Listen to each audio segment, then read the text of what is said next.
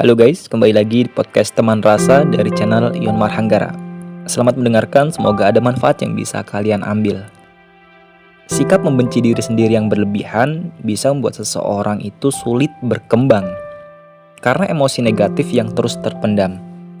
Dan ia juga mungkin akan merasa sulit untuk menjalin hubungan dengan orang lain, baik itu teman, pasangan, keluarga, atau bahkan rekan kerja.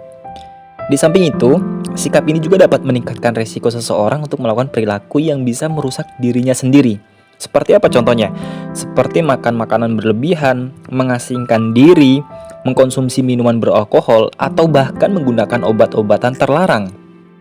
Orang yang terlalu membenci dirinya sendiri, ini bisa merasa ingin bunuh diri karena dia menganggap dirinya tidak berguna di dalam kehidupan ini.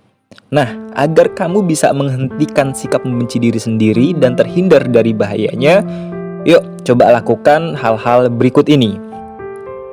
Yang pertama, melawan pola pikir negatif. Rasa benci pada diri sendiri akan terus-menerus muncul karena hal ini terus kamu pikirkan. Kalau kamu selalu menggunakan pola pikir negatif, saat pikiran-pikiran negatif itu muncul, yuk, cobalah untuk tidak terlalu mengikutinya, karena hal tersebut belum tentu bisa benar. Bukan berarti kita mau melawan kenyataan tentang kesalahan dan kekurangan kita loh ya. Introspeksi diri itu sangat penting, karena dengan introspeksi diri, kita berarti mau bertumbuh ke arah yang lebih baik lagi. Jadi, jangan pernah terus-menerus menyalahkan diri sendiri, karena hal tersebut akan membuat rasa syukur kita tentang diri kita akan terus tergerus. Daripada terus menyalahkan diri sendiri, cobalah untuk berpikir terbuka dan mencari solusinya. Manusia itu tempatnya salah. Siapa sih manusia di dunia ini yang tidak pernah salah? Tapi kesalahan itu jangan sampai membuat diri kita membenci diri kita sendiri. Ya, kita harus sadar dan bisa melawan pola pikir tersebut apabila sudah menyakiti diri kita sendiri, teman-teman. Yang kedua, cobalah untuk memaafkan. Belajarlah untuk berdamai dan memaafkan diri sendiri. Pahamilah bahwa kesalahan yang terjadi bukan merupakan tanda bahwa kamu gagal atau tidak memiliki kemampuan untuk sukses dan bahagia. Ingatlah, tidak ada manusia yang sempurna di dunia ini.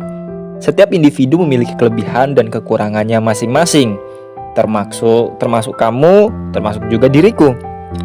Perasaan benci terhadap diri sendiri yang ini dibiarkan bisa membuatmu itu sulit untuk berkembang. Daripada terpaku pada kegagalan itu, cobalah untuk move on dan belajar dari kesalahan tersebut. Agar apa? Agar kamu tidak mengulanginya kembali di kemudian hari. Nah, kalau kamu bisa memaafkan kesalahan orang lain, kalau kamu bisa memaklumi tindakan orang lain, yuk, harusnya kamu pun melakukan hal demikian untuk dirimu sendiri.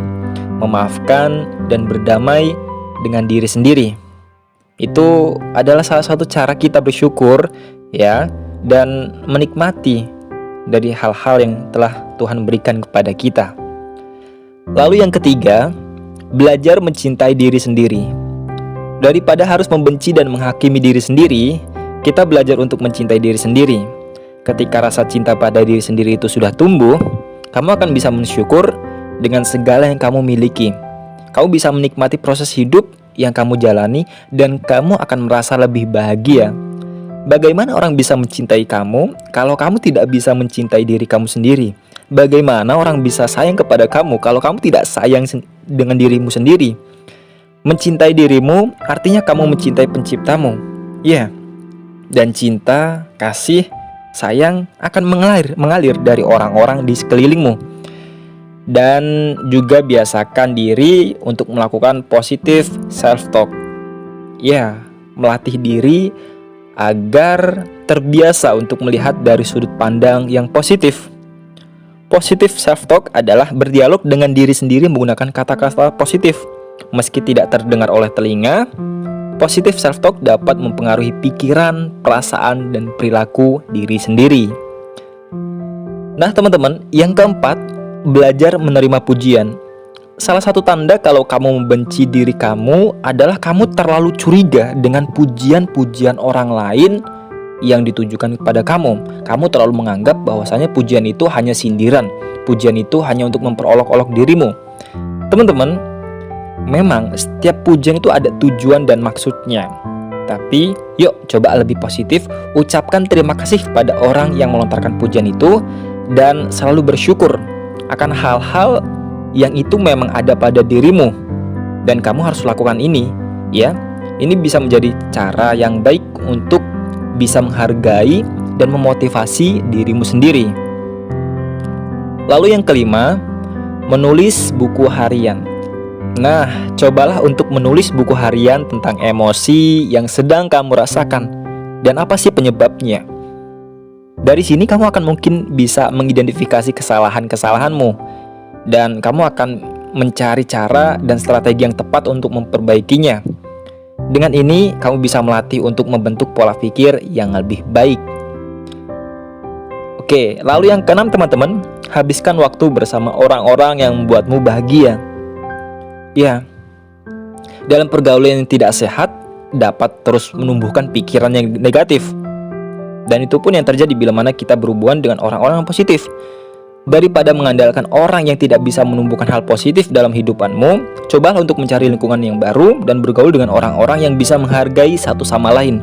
Terhubung dengan orang-orang yang positif akan membuat kamu merasa lebih baik, dan rasa benci terhadap diri sendiri lambat laun akan mulai menghilang.